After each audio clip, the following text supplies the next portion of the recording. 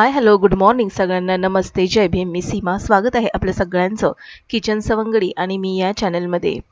तर इथे सकाळचे वाजत आलेले आहेत 8:30. निलयचं सगळं आवरलेलं आहे. निलय महाशय मस्तपैकी आरामात त्याचा टॅब बरोबर मस्तपैकी गेम खेळत बसलेला आहे.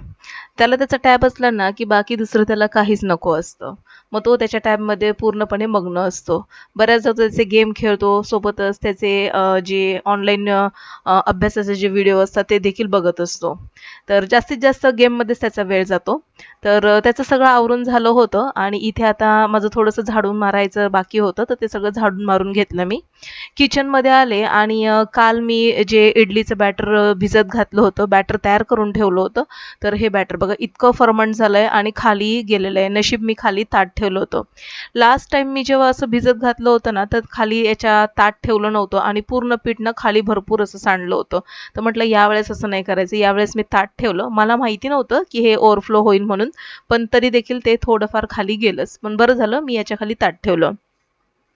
इतकं जाळीदार पीठ तयार झालेलं ना आणि उन्हाळ्यामध्ये तसंही पीठ पटकन फर्मंट होतं. आणि या पिठामध्ये मी ना म्हणजे रेशनचे तांदूळ आणि सोबतच आपली उडीद डाळ न घालता अख्खे उडीद घातले होते. कारण की उडीद हे घरचे होते आणि उडीद डाळ काही घरामध्ये नव्हती. मग म्हटलं मुलांना देखील खायची आहे म्हणजे डोसा वगैरे, तर मग म्हटलं की चला अख्खे उडीद देखील चांगलेच आहेत. भरपूर फायबर असतं त्याच्यामध्ये म्हणून अख्खे उडीद मी घातले होते, सोबतच मेथीचे दाणे. इतकं छान फर्मंट झालेलं पीठ याच्या इडल्या जर केल्या असत्या ना तर जबरदस्त एकदम फ्लफी अशा इडल्या तयार झाल्या असत्या. पण मुलांना ना इडली शक्यतो आवडत नाही. मुलांना डोसा किंवा आप्पे वगैरे असंच आवडतं. क्वचित कधीतरीच मी एखाद्या वेळेस इडली बनवत असते आणि ते देखील माझ्यापुरत्या. तर यातलं थोडंसं पीठ मी काढून घेतलं आणि यामध्ये थोडंसं मीठ घातलं. इथे निलयचे पप्पा आले होते ग्राउंडमधून, तर माझं आणि त्यांचं बोलणं चाललेलं. तर इथे आता पटापट निलेला आता ना डोसे करून देते, कारण की त्याला लागलेली आहे भूक. 2 वेळा तो येऊन किचनमध्ये हे पीठ बघून गेला आणि त्याचं म्हणणं होतं की मला चहा डोसाच खायचा आहे. इडलीची चटणी देखील मी तयार केलेली नारळाची, पण त्याला चहा डोसा फार आवडतो. तर म्हटलं की चला याला आता पटकन सगळं तयारच आहे तर पटकन डोसा बनवून देते. चहा याच्या पप्पांनीच तयार करून ठेवलेला, कारण की सकाळी ते ग्राउंडला जातात तेव्हा स्वतःचा चहा ते बऱ्याचदा स्वतःच करतात. तर आयता चहा तयार होता. मग म्हटलं की याला पटापट गरमागरम 2 डोसे बनवून देते आणि मस्तपैकी त्याचा नाश्ता होऊन जाईल. आमच्या घरामध्ये ना डोसा वगैरे असला ना, डोसा, चटणी, तर मग ना दुपारच्या स्वयंपाकाची अजिबातच गरज लागत नाही. कारण की मुलं आणि मी पूर्णपणे या डोस्याच्या बॅटरवरती, इडली बॅटरवरती डिपेंड असतो. कारण की मुलांना ना डोसा, चटणी खाण्याचा अजिबातच कंटाळा नाहीये आणि मग माझं देखील काम होऊन जातं. म्हणजे जास्त काही स्वयंपाक वगैरे करण्याची आवश्यकता नसते मला. म्हणून मग मी काय करते, डोस्याचं बॅटर वगैरे जर भिजत टाकलं ना तर जास्तीचंच भिजत टाकते. कारण की मुलं देखील मन भरून असं मनसोक्त असा डोसा खात राहतात. आणि मग रात्रीचं मग कधीतरी मग असा वेगळा स्वयंपाक असतो डोस्याचं बॅटर असल्यावर, किंवा मग ते जरी शिल्लक असेल ना तर रात्री देखील मुलं डोसा चटणीच खातात. तर असं आहे डोस्याचं गणित आमच्या घरामध्ये. तर इथे पटापट मी त्याला डोसे वगैरे करून दिले आणि आता विचार करत होते मी देखील याच्यासोबतच नाश्ता करून घेऊ. कारण की मोठा मुलगा जो होता तो आणखीन उठला नव्हता आणि म्हटलं की चला आता ह्याचे पप्पा तर गेलेले आहेत ग्राउंडमध्ये आणि म्हटलं की आता आम्ही दोघं जण बसून मस्तपैकी आता डोसा आणि चटणीचा आस्वाद घेतो. आज ना जरा भरपूर कामं आहेत आणि जरा बाहेर देखील जायचंय. त्याच्यामुळे ना म्हणजे दुपारचा स्वयंपाक काय करायचा या गडबडीमध्येच होते. पण डोस्याचं बॅटर असल्यामुळे मला जास्त काही टेन्शन घेण्याची गरज लागली नाही. पण तरी देखील मला असं वाटत होतं जर मी म्हणजे आम्ही तिघं जण, मी, निलय आणि ह्याचे पप्पा जर बाहेर गेलो, तर मोठा मुलगा डोसा चटणी तर खाईल, पण त्याला जर आणखीन भूक वगैरे लागली तर मग त्याच्यासाठी ना भात आणि डाळ भात असा बनवून ठेवणार होते. तर निलयला नाश्ता दिला आणि आता इथे पण मला ना उत्तप्पा खायची फार इच्छा झाली होती. तर डोसा बॅटर वगैरे असलं तर उत्तप्पा वगैरे आप्पे हे असं ठरलेलंच गणित असतं. मस्तपैकी कांदा, टोमॅटो, हिरवी मिरची, कोथिंबीर भरपूर अशी मीठ घालून चिरून ठेवलेली आणि या बॅटरवरती आता मस्त पसरून हे घालून देते. मस्तपैकी गरमागरम उत्तप्पा छान लागतो खाण्यासाठी. तर बऱ्याचदा ना आपल्या आवडीचा नाश्ता आपण म्हणजे कधीतरी असं होतं आपण गृहिणी म्हणून की घरामध्ये जे बनतं त्याच्यातच आपण भागवत असतो. पण कधीतरी असं असेल ना तर स्वतःच्या मनासारखं देखील आपण मस्त मनसोक्त असा नाश्ता करून घ्यावा. बऱ्याचदा मी असंच करते. जेव्हा जेव्हा मला कधी काही खाण्याची वगैरे इच्छा असेल ना तर मस्तपैकी आपल्यापुरतं आपण बनवून खायचं. कारण आपण गृहिणी घरामध्ये सगळ्यांची आपण काय हवंय काय नको हे सगळं आपण बघत असतो. पण आपण स्वतःकडे थोडंफार आपलं दुर्लक्षच होत असतं. तर अशा वेळेस ना म्हणजे थोडंसं आपल्या आवडीचं देखील आपण बनवून खाल्लं पाहिजे. तर इथे आता हे सगळं पसरवून घातलं आणि लगेचच आता हा डोसा मस्तपैकी तेल वगैरे घालून परतून घेते. गॅसची फ्लेम थोडी हाय होती त्याच्यामुळे डोसा थोडासा एका बाजूने म्हणजे हा उत्तप्पा थोडासा जास्तीचा शेकला गेला. पण असो 2 उत्तप्पे मी बनवून घेणार आहे. मस्तपैकी जाडजूड असा उत्तप्पा तयार झालेला.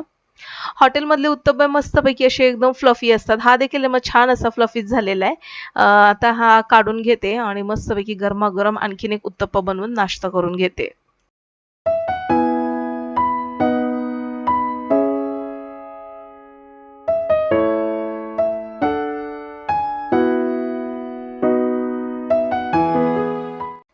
तर आता माझ्या नाश्त्यामध्ये आहे गरमागरम उत्तप्पा, मस्तपैकी ब्लॅक टी आणि तयार केलेली कोकोनट चटणी जी आहे ती आता यामध्ये घेते मी.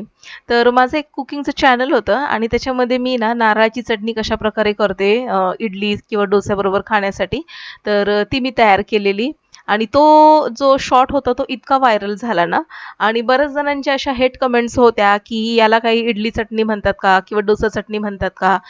यामध्ये ना भाजलेले चणे आहेत, ना शेंगदाणे आहेत, ना दही आहे. नुसतं नारळ आणि आलं, लसूण, कोथिंबीर, हिरवी मिरची घातलेली आहे.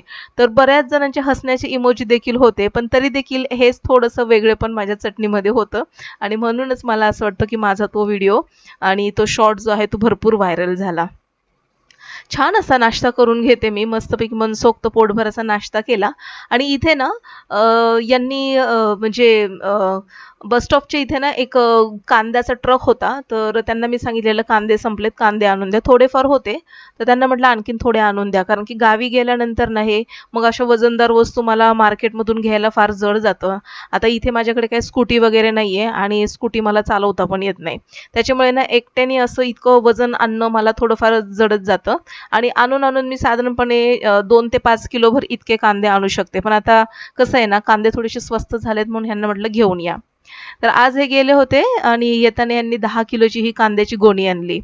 तर बघितलं मला असं वाटलं, की या गोणीतले कांदे म्हणजे खराब वगैरे असतील का? किंवा मग डबल वगैरे असतात कांदे याच्यामध्ये.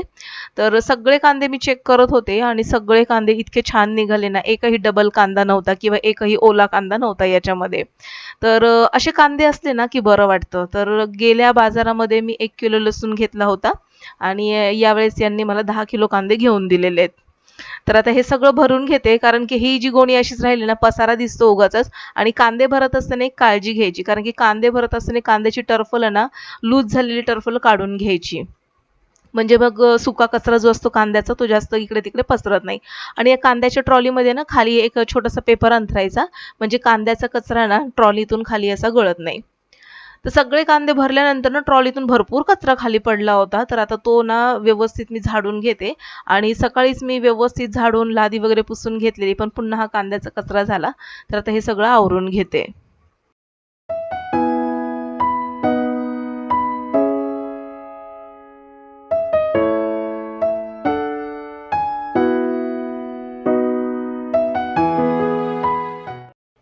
घरातलं तसं बघायला गेलं तर सगळं काम झालं होतं. झाड, लोट वगैरे कपडे झाले होते आणि डोसा वगैरे सगळं बॅटर वगैरे थोडंसं शिल्लक होतं. यांना देखील आल्यानंतर मी आता नाश्ता बनवून देणार आहे आणि आता आम्ही दुपारचं जेवण न करता तसंच आम्ही ठाण्याला निघणार आहोत. कारण की ठाण्याला आहे एक काम आमचं आणि ते काम होणं खूप गरजेचं होतं. कारण की याचे पप्पा गावाला होते आणि गावावरून आल्यानंतर ही पेंडिंग कामं त्यांच्याशिवाय होणारच नव्हती आणि म्हणून मग त्यांनी आजचा दिवस ठरवलेला. तर हे सगळं झाडून घेतल्यानंतर मी निलयकडे बघितलं तर निलय छान असं झोपला होता तर त्याला काही डिस्टर्ब केला नाही कारण की त्याला देखील घेऊन जायचं होतं तर त्याला मी नंतर आवाज देते आणि उठवते. सगळं इथे मी आता आवरून वगैरे घेतलं, माझी तयारी वगैरे केली आणि नाश्ता वगैरे सगळ्यांचा आमचा झालाच होता. तर इथे आता मी तयारी करून निघालेली आहे खाली. तर निलयची तयारी आणि त्याच्या पप्पांची तयारी झालेली आहे, तरी देखील ते आतमध्ये काहीतरी करतायत. तर त्यांना म्हटलं मी खाली जाते, खाली एक थोडं काम आहे माझं आणि तोपर्यंत तुम्ही या खाली. तर हे सगळं आवरलं आणि आता मी निघतीये. खाली जाऊन थोडीशी त्यांची वाट बघते आणि माझं जे काम आहे ते देखील करून घेते. आज दिवसभरामध्ये इतकी कामं होती ना, धावपळ भरपूर झालं होतं. पण नशीब आज दुपारचं जेवण काही मला जास्त करायचंच नव्हतं. तरी देखील डाळ-भात वगैरे करून घेतला आणि आता आम्ही निघालेलो आहोत बाहेर. इतक्या उन्हाच्या झळा लागत होत्या, इतकी गरमी वाढली होती. कारण की आता आम्ही निघालेलो 1 वाजून म्हणजे 1:15 झाले होते आम्हाला निघता. कॅबची वाट बघितली, कॅबमध्ये बसलो आणि आता आम्ही निघालेलो आहोत ठाण्यासाठी. तर आजच्या व्लॉगमध्ये इतकंच. आजचा व्लॉग आवडल्यास नक्कीच लाईक करा. माझ्या चॅनलवर जर तुम्ही पहिल्यांदाच आले असाल तर नक्कीच सबस्क्राईब करून बेल आयकॉन प्रेस करा. भेटू पुन्हा नवीन अशाच एका इंटरेस्टिंग व्हिडिओसहित. तोपर्यंत बाय.